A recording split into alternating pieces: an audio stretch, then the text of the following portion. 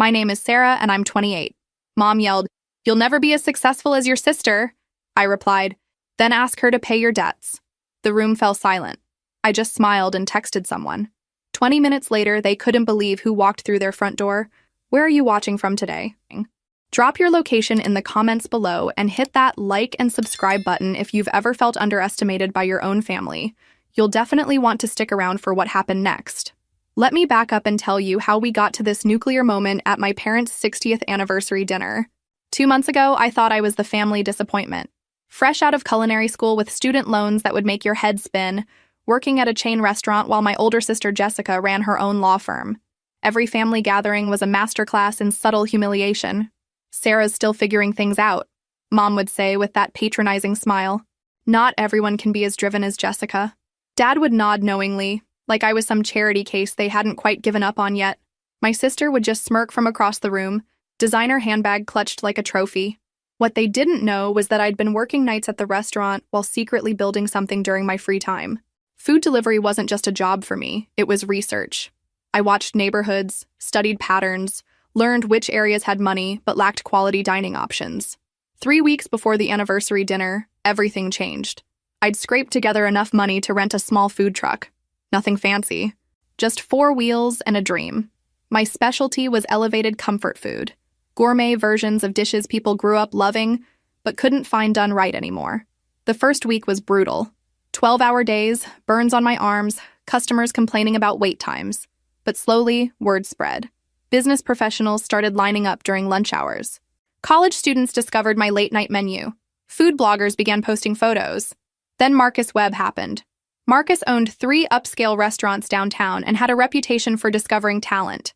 He showed up on a random Tuesday, ordered my signature short rib grilled cheese, and didn't say a word while eating. I figured I'd blown it. 2 days later, he called. "I want to discuss a partnership." That phone conversation led to a meeting. That meeting led to paperwork. That paperwork led to me signing a contract that would change my family's opinion of me forever. But I decided to keep quiet until the anniversary dinner. Let them have their last moment of superiority before I completely flipped the script on their expectations of little Sarah. The anniversary dinner was supposed to be intimate, just family at Mom and Dad's house, celebrating 4 decades of marriage. I arrived fashionably late, knowing Jessica would already be holding court with stories about her latest high-profile case. Sure enough, she was positioned at the head of the table like some kind of legal royalty. "The jury deliberated for 6 hours, she was saying, gesturing dramatically with her wine glass. 6 hours before they realized I'd completely dismantled the opposing counsel's argument. Mom hung on every word like Jessica was delivering the Sermon on the Mount. Dad nodded approvingly, occasionally throwing in comments about his daughter's brilliance. I slipped into my usual seat at the far end of the table, the one closest to the kitchen in case anyone needed drinks refilled. "Sarah!" Mom noticed me finally. "How's the restaurant treating you?" The way she said restaurant made it sound like a leper colony. "Still working those late shifts?" "Something like that," I replied, serving myself from the casserole dish that had been passed around without stopping at my end of the table. Classic family dynamics at work. Jessica leaned forward with that concerned older sister expression she'd perfected. "You know, if you ever want to go back to school for something more practical, I could probably get you an interview at a corporate office. Administrative work pays better than food service." The condescension was breathtaking. Here I was, having just signed a partnership deal that would make her annual salary look like pocket change, and she was offering me filing jobs out of pity. "That's very generous," I said, cutting my chicken with surgical precision. "But I'm pretty committed to my current path." Dad cleared his throat. "Commitment is admirable, sweetheart, but sometimes you have to know when to fold. The restaurant industry is notoriously difficult. Maybe Jessica's right about exploring other options." What followed was 20 minutes of unsolicited career advice. Jessica explained the benefits of steady paychecks and health insurance.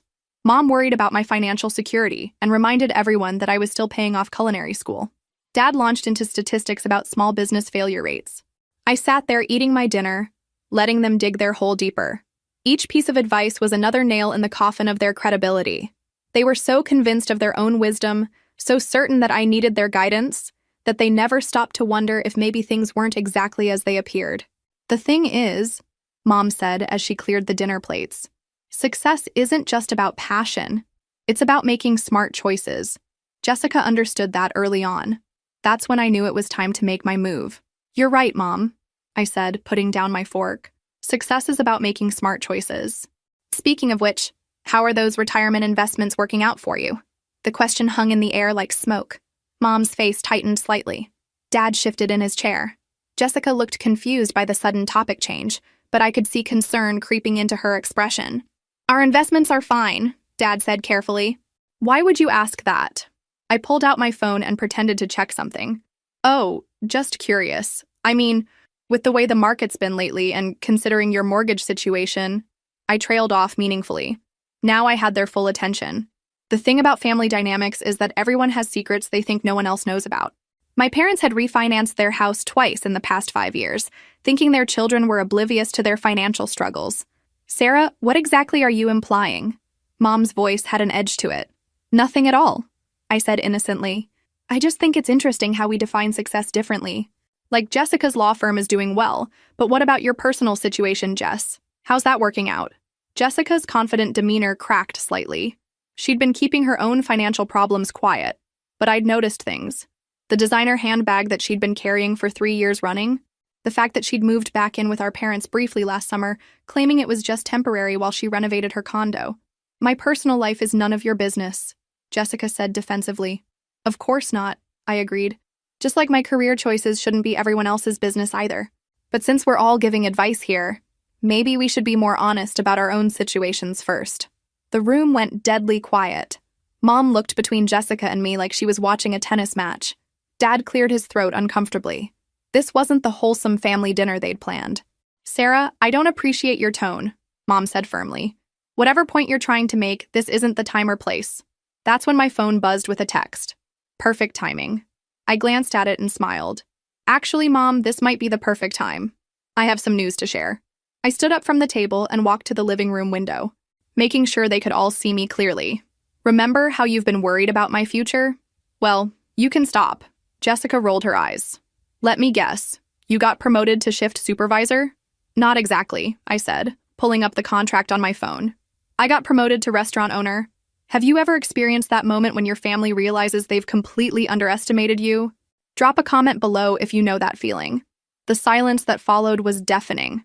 I watched as 3 people who had spent years treating me like the family charity case tried to process what I'd just said. Owner?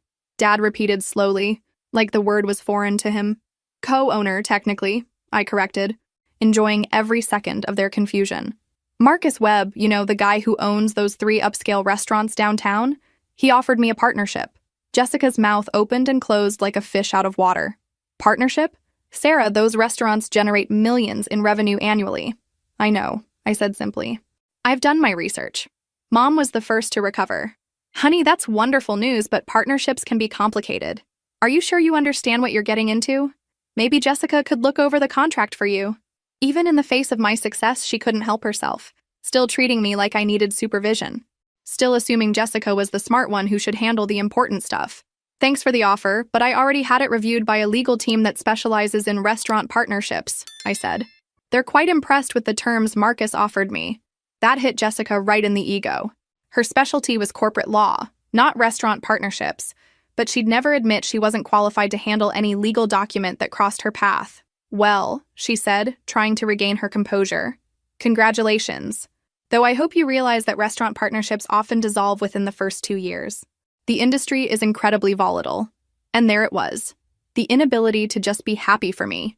Even faced with evidence of my success, she had to find ways to diminish it. You're absolutely right, I agreed. That's why I made sure to negotiate terms that protect me regardless of what happens with the partnership itself. Dad leaned forward. What kind of terms? I pretended to hesitate like I wasn't sure I should share family secrets. Well, if the partnership doesn't work out, I keep the food truck and Marcus pays me a severance that would cover all my student loans plus a substantial investment fund for my next venture. The room went quiet again. They were starting to realize that not only was I not the family failure they'd assumed, but I might actually be the most financially secure person at the table. And if the partnership succeeds, Mom asked quietly, then in 5 years I'll own a significant percentage of a restaurant empire that's currently valued at about $12 million, I said casually. Like I was discussing the weather.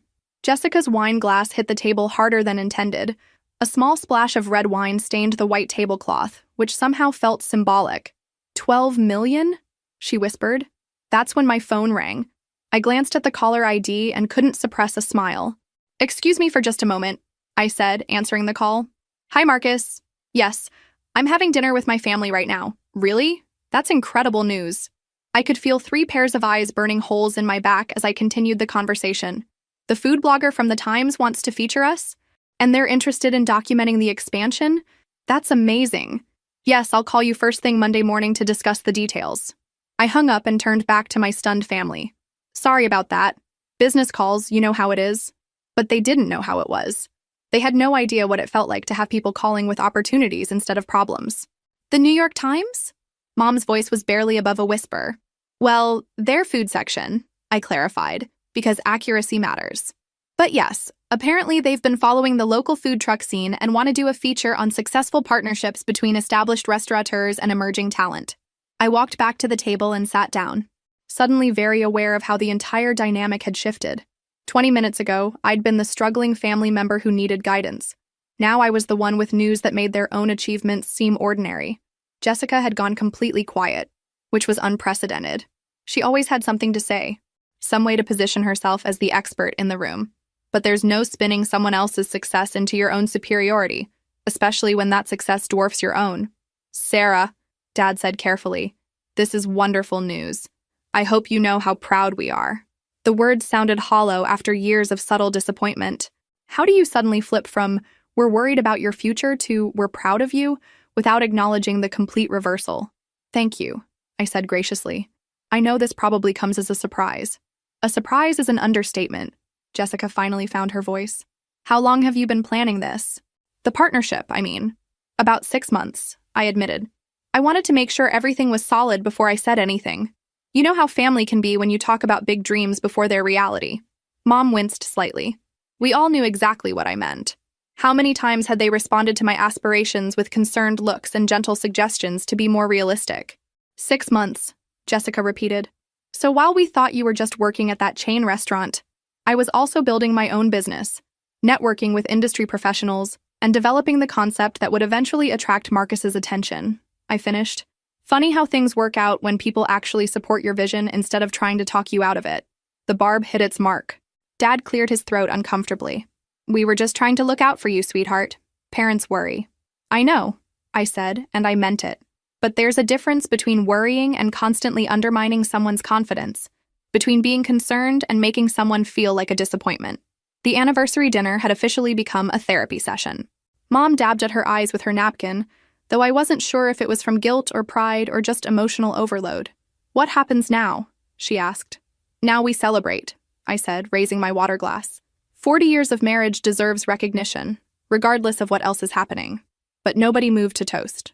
The elephant in the room was too big to ignore anymore. Years of family dynamics had just been completely upended, and we all needed a minute to adjust. That's when my phone buzzed with another text. I glanced at it and felt my smile widen. "Actually, there's one more thing I probably should mention." Jessica looked like she might pass out. "More?" "The Times feature is going to include a section on family support systems," I said, scrolling through the message. "They want to interview my family about how they encouraged my entrepreneurial spirit and believed in my vision even when it seemed impossible." The irony was perfect. Now they would have to publicly pretend they'd been supportive all along, or admit to a national publication that they'd spent years discouraging their daughter's dreams. "They want to interview us?" Mom's voice cracked slightly. "All of you," I confirmed, holding up my phone. "The journalist thinks it makes a better story when families rally around each other's dreams. She's particularly interested in how Jessica, being so successful in her own field, provided mentorship and encouragement to her younger sister. If Jessica's face had been pale before, now she looked positively green. The idea of being publicly credited with supporting a sister she'd spent years patronizing was clearly causing her physical distress. "Sarah," she said carefully, "maybe we should talk privately about this interview situation." "Why?" I asked innocently. "Don't you want to share how you've helped shape my success? I mean, all those conversations about making smart choices and being realistic about my future, they really motivated me to prove I could exceed everyone's expectations." Dad was catching on to the impossible position they were all in. If they participated in the interview honestly, they'd have to admit they'd been discouraging. If they participated dishonestly, they'd be lying to a national publication. If they refused to participate, they'd look like unsupportive family members. When is this interview supposed to happen? He asked. Next week, I said. They want to do it here, actually. The journalist loves the idea of capturing our family dynamic in its natural environment. Mom looked around the dining room like she was seeing it for the first time. The same room where they'd spent years making me feel like the family underachiever was about to be featured in the New York Times as an example of supportive parenting. Sweetheart, she said slowly, I hope you know that we've always believed in you. Maybe we didn't express it the right way, but we've always wanted the best for you. It was a masterclass in revisionist history. 3 hours ago, she'd been suggesting I find a more practical career path. Now she was claiming she'd always been my biggest supporter. I know, Mom, I said gently. And I think this interview will be a perfect opportunity for all of us to talk about how families can better support each other's dreams. Jessica excused herself to use the bathroom, but I could tell she was really just escaping to process everything that had happened. The golden child discovering her little sister had outshone her was clearly more than she could handle in public. When she returned, she looked like she'd been crying. Sarah, can I talk to you for a minute? Alone? We stepped into the kitchen, where she immediately broke down. I'm so sorry, she whispered. I've been horrible to you. All those comments about being realistic and finding something more stable, I thought I was protecting you from disappointment. Were you? I asked quietly. Or were you protecting yourself from competition? She didn't answer, which was answer enough. Jess, I continued. I'm not angry with you, but this interview is happening whether you participate or not. The story is about how family support leads to success. You can either be part of that narrative, or you can be notably absent from it. She nodded, understanding the choice she was facing. What do you need from us? Just honesty, I said. About how families can do better. About how success doesn't look the same for everyone. About how believing in someone sometimes means letting them fail on their own terms instead of trying to protect them from their own dreams. When we returned to the dining room, the whole atmosphere had changed. Mom and Dad were sitting quietly, looking like they were having their own moment of reckoning. So, Dad said as we sat back down, tell us more about this partnership. What's your role going to be? And for the first time in my adult life, my family asked me questions because they genuinely wanted to hear my answers. Not because they were looking for problems to solve or dreams to redirect. The revenge wasn't in humiliating them. It was in forcing them to see me clearly for the first time, and watching them realize how much they'd underestimated the daughter they thought they knew. But what happened during that interview the following week? That's when things got really interesting. The journalist arrived Tuesday morning with a photographer and enough recording equipment to document a presidential speech. Amanda Chen had that sharp, observant look that made you understand why she'd built a reputation for getting to the heart of every story she covered. I'm fascinated by family dynamics and entrepreneurial success, she said, setting up her recorder on our dining room table, the same table where I'd dropped my bombshell just a week earlier. So often we hear about families who discourage risk-taking, but your story suggests the opposite. Mom and Dad exchanged a quick glance. Jessica sat ramrod straight like she was preparing for a deposition rather than a friendly interview. Sarah has always been determined, Mom began carefully. Even as a child, when she set her mind to something, there was no stopping her. I had to give her credit for creativity. She was technically telling the truth while completely omitting the years of discouragement and subtle undermining. And Jessica, Amanda turned to my sister, what was it like watching your younger sister pursue such an ambitious path? Did you offer advice from your own entrepreneurial experience? Jessica's law firm was successful, but she was hardly an entrepreneur. She'd joined an established practice straight out of law school and worked her way up to partner. Calling it entrepreneurial was generous at best.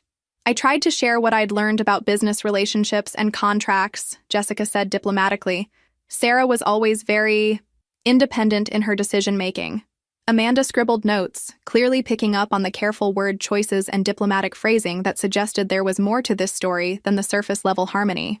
Tell me about a specific moment when the family came together to support Sarah's vision, Amanda requested. The silence stretched uncomfortably long. I could practically see them searching their memories for a single instance of unqualified support that they could describe honestly. Well, Dad finally spoke up. There was the time Sarah wanted to buy professional-grade kitchen equipment for her apartment. We helped her research the best options within her budget. What he didn't mention was that the conversation had actually been him trying to talk me out of the purchase because it seemed like an unnecessary expense for someone who wasn't even working in fine dining yet. Amanda was clearly sensing something was off. Good journalists have radar for family dynamics that don't quite add up. Sarah, she said, turning to me, how would you describe your family's reaction when you first told them about your business plans? This was my moment. I could play along with their revisionist history, or I could tell the truth that would make for a much more interesting article. Honestly, Amanda, they were terrified, I said. The room went dead quiet. Mom's smile froze on her face. Jessica's eyes widened in panic. Terrified? Amanda leaned forward, sensing she was about to get the real story. They thought I was making a huge mistake, I continued. The restaurant industry is notoriously difficult, and they'd watched me struggle through culinary school and work low-paying jobs for years. They were afraid I was setting myself up for disappointment. It wasn't a betrayal. It was honesty.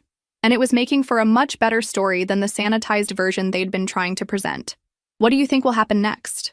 Drop your predictions in the comments below. Amanda's pen was moving rapidly across her notepad. So, how did you handle that fear from your family? That must have been challenging when you needed their support most. It was incredibly difficult, I admitted. But it also motivated me to be absolutely certain I could succeed on my own terms.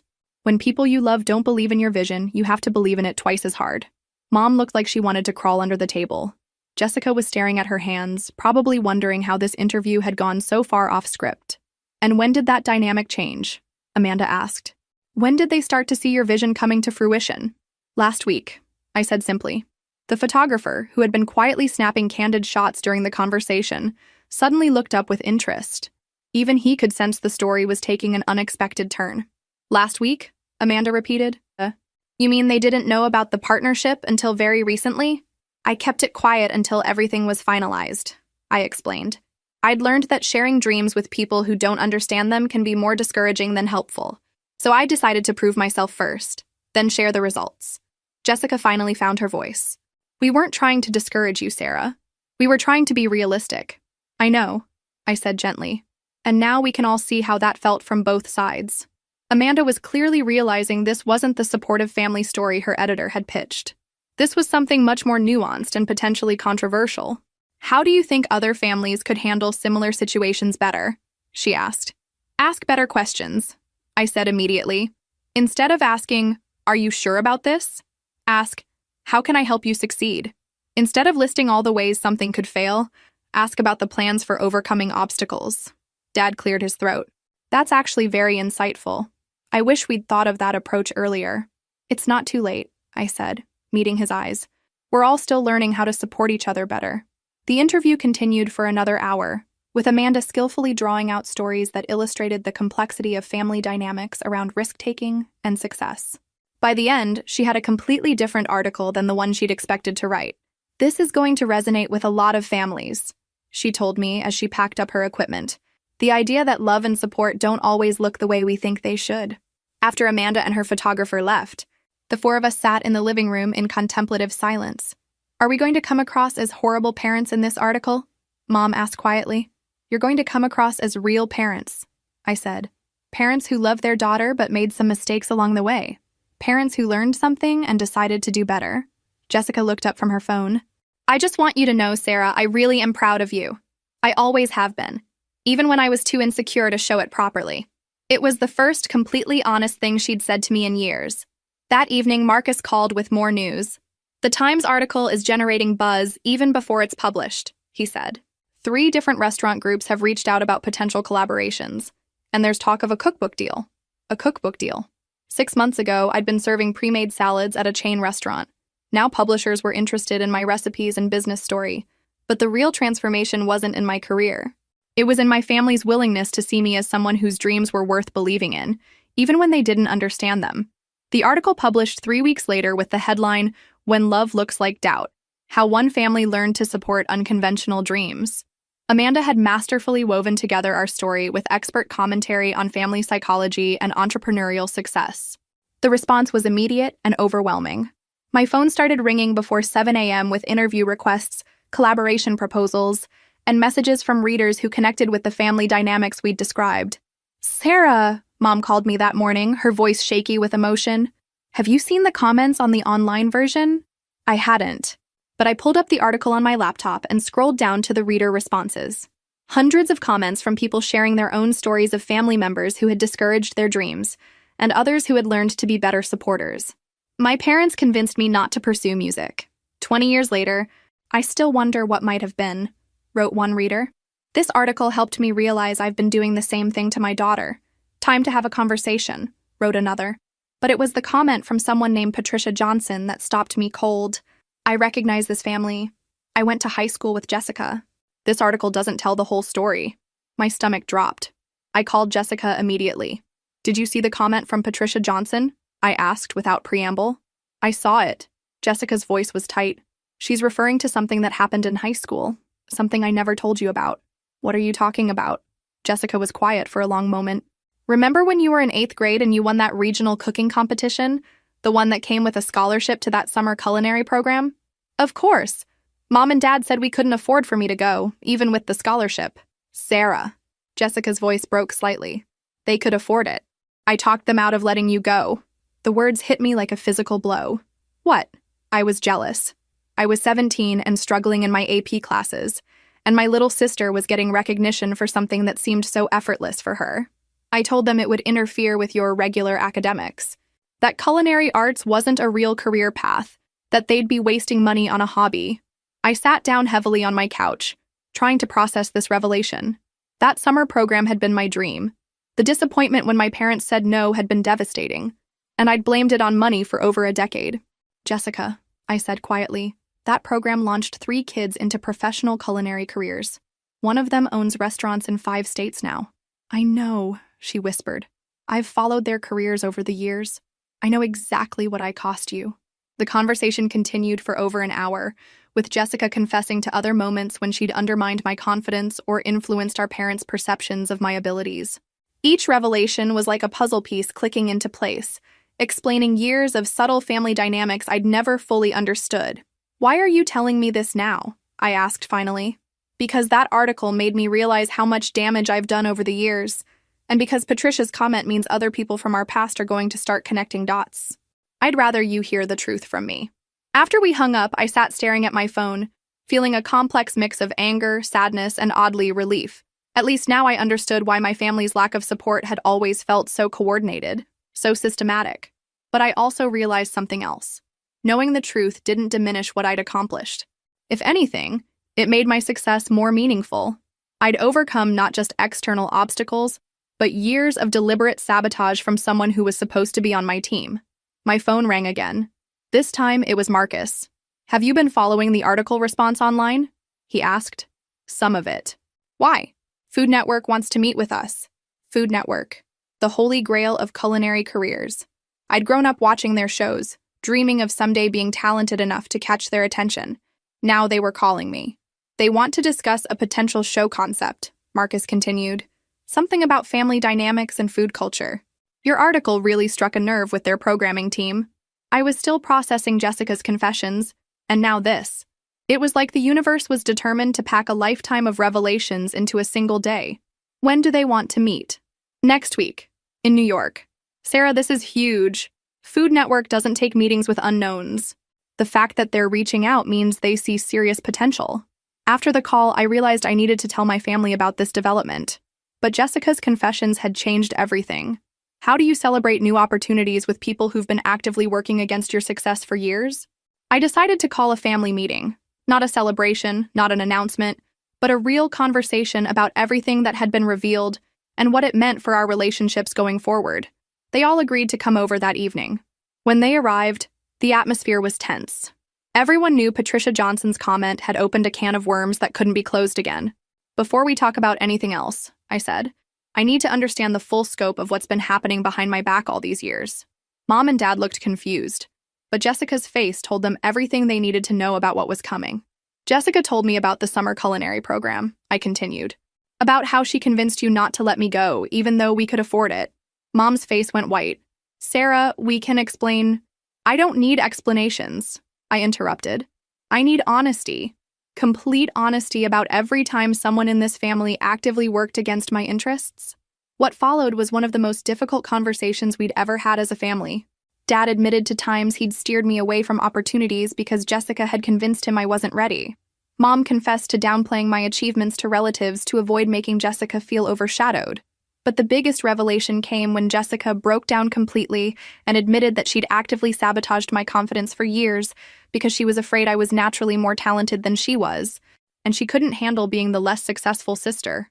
The thing is, she sobbed, You are more naturally talented. You always have been. Everything I've achieved has been through grinding and working twice as hard as everyone else. But you just see possibilities that other people don't see. And I was terrified that everyone would figure out I was the ordinary one. It was brutally honest and heartbreaking and infuriating all at once. My sister, who I'd looked up to and tried to emulate for years, had been systematically undermining me because she was afraid of being outshined. So when you saw me struggling at the restaurant, working multiple jobs that didn't make you want to help me succeed, I asked. It made me feel safer, she admitted. I know how awful that sounds, but at least when you were struggling, I didn't have to worry about being compared to you. The room was silent except for the sound of Jessica crying and Mom trying to comfort her.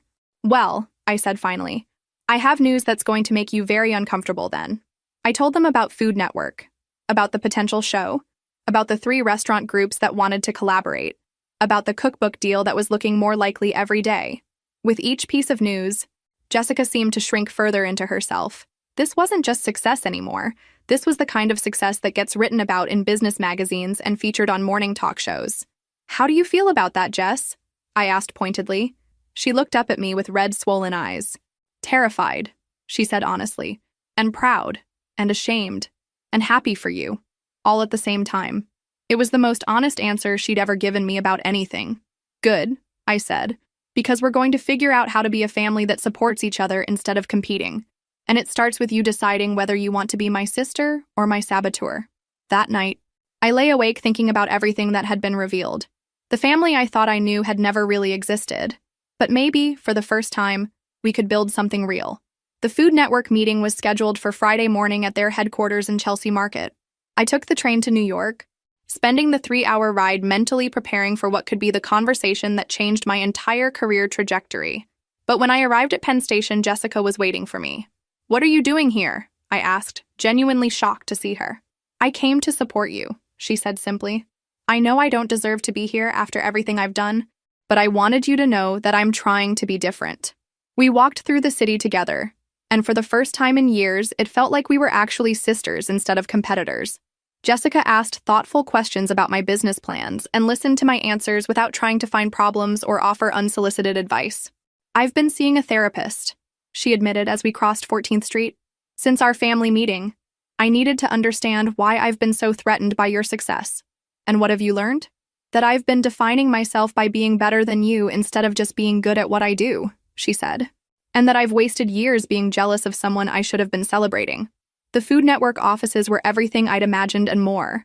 Glass-walled conference rooms overlooking the Hudson River, award displays in every hallway, and the constant energy of creative people developing content that would reach millions of viewers. The meeting was with 3 executives: Lisa Morton, the VP of Programming, David Chen, a senior producer, and Maria Santos, who specialized in food culture content. Your story has generated more reader engagement than any food-related article we've tracked this year, Lisa began. The combination of family dynamics and culinary success is exactly the kind of authentic storytelling our audience is craving. They outlined a show concept that would follow my restaurant expansion while exploring how family relationships impact professional success. Each episode would feature families in the food industry dealing with similar dynamics to what my family had experienced. We want you to be the host, David explained. Someone who's lived this experience and can help other families navigate these challenges. A hosting gig on Food Network. 6 months ago, I'd been worried about making rent. Now they were offering me a platform to reach millions of people while doing what I loved most. But the best part was the look on Jessica's face when we left the meeting. Pride. Pure, uncomplicated pride in her little sister's achievement. I can't believe they want to build a show around you, she said as we walked back toward Penn Station. Neither can I admitted. But Jessica, I want you to know something. This doesn't have to change anything between us. We don't have to be in competition anymore. She stopped walking and turned to face me. Sarah, I need to tell you something else. My heart sank. More confessions? More sabotage I didn't know about? When I heard about the Food Network meeting, I called Patricia Johnson, she said. You what? I asked her to delete her comment from the article. I offered to pay her to keep quiet about our high school years. I stared at her in disbelief. Even now, even after everything we'd talked about, she was still trying to manage my story. She turned me down, Jessica continued, and she was right to. She told me that real change doesn't come from hiding the truth. It comes from owning it and doing better. We stood on the sidewalk in the middle of Manhattan, two sisters finally seeing each other clearly for the first time in their adult lives. "What did you tell her?" I asked. "That you were right to tell your story honestly, and that I was sorry for asking her to help me cover up my mistakes," Jessica said. "And that if anyone asks about our past, I'll tell them the truth about who I was and who I'm trying to become." That evening, we had dinner at a small restaurant in Little Italy. Just the two of us, talking like sisters instead of rivals for the first time since we were children. "I want to be better," Jessica said over dessert. "I want to be the kind of sister who builds you up instead of tearing you down." "Then be that," I said simply. "Starting now." When we got back to the hotel, there was a message waiting for me from Marcus. The Food Network executives had already called him with a preliminary offer. The show was moving forward, but the real victory wasn't the show or the partnership or any of the external validation. It was the conversation I had with Jessica that night, where we finally figured out how to be family. 6 months later, I was standing in the kitchen of my second restaurant location, filming the pilot episode of Family Table, my Food Network show about how family dynamics impact food culture and business success. The cameras were rolling as I prepared my signature dish, the short rib grilled cheese that had first caught Marcus's attention. But instead of cooking alone, Jessica was beside me, helping prep ingredients and sharing stories about our childhood relationship with food. "Growing up, Sarah was always experimenting in the kitchen," she told the camera. "I used to get annoyed because she'd use up all our ingredients on her creative projects. I wish I'd realized she was actually developing the skills that would make her successful." It was honest without being self-flagellating. Jessica had learned to talk about our past without making herself the victim of her own poor choices. "The thing about family support," I said to the camera while plating the sandwich, "is that it doesn't always look the way we expect it to.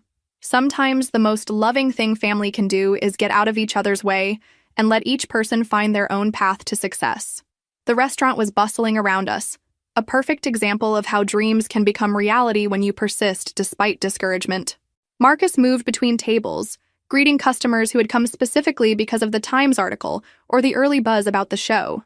Mom and Dad were seated at the corner table, proudly wearing Family Table t-shirts that the production team had made.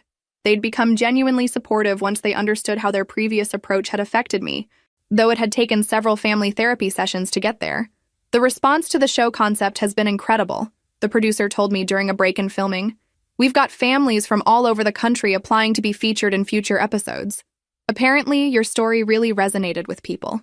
After wrapping filming for the day, my family gathered for a private dinner at the restaurant. It had become our new tradition, weekly family dinners where we actually supported each other's dreams instead of questioning them. "I got news today," Jessica announced as we shared appetizers. "The law firm is promoting me to senior partner, and they want me to head up a new division specializing in small business contracts." "That's incredible," I said, genuinely thrilled for her success. "You'll be amazing at that." "I was thinking," she continued, "maybe some of your Food Network families could use legal guidance when they're starting their businesses. I could offer consultation services." It was the perfect example of how we'd learned to support each other's success instead of competing with it. Jessica had found a way to build on her own expertise while helping advance my work, rather than trying to diminish it. "Speaking of supporting each other," Mom interjected, "your father and I have been talking about turning our experience into something positive, too." Dad nodded. "We're thinking about offering workshops for parents of adult children who are starting businesses, how to be supportive instead of what we were." I looked around the table at my family. All of us finding ways to transform our mistakes into opportunities to help other people avoid similar problems. "You know what the best part is?" I said, raising my wine glass for a toast. "What?" Jessica asked. "We're all successful now, but more importantly, we're all happy for each other's success. That's the real victory." We clinked glasses, and for the first time in our adult lives, it felt like we were genuinely celebrating together instead of just going through the motions of family unity. After dinner, as I locked up the restaurant and headed home to my new apartment, fully paid for with my partnership earnings, I thought about how dramatically everything had changed in less than a year. The success was gratifying, but what mattered most was the transformation in my relationships. My family had learned to see me as someone whose dreams were worth believing in, and I'd learned that sometimes the people who hurt us most are the ones who are most afraid of being left behind. The text on my phone interrupted my reflection. It was from Amanda, the Times journalist. "Watching your show preview online. So proud to have been part of your story. You've inspired more families than you know." As I read her message, I realized that the real revenge hadn't been in proving my family wrong about my potential. It had been in proving that families could change, grow, and learn to love each other better. And that, it turned out, was the most satisfying victory of all. If this story resonated with you, make sure to like and subscribe for more stories about overcoming family obstacles and achieving success despite the odds. Sometimes the best revenge is simply becoming the person you were meant to be all along.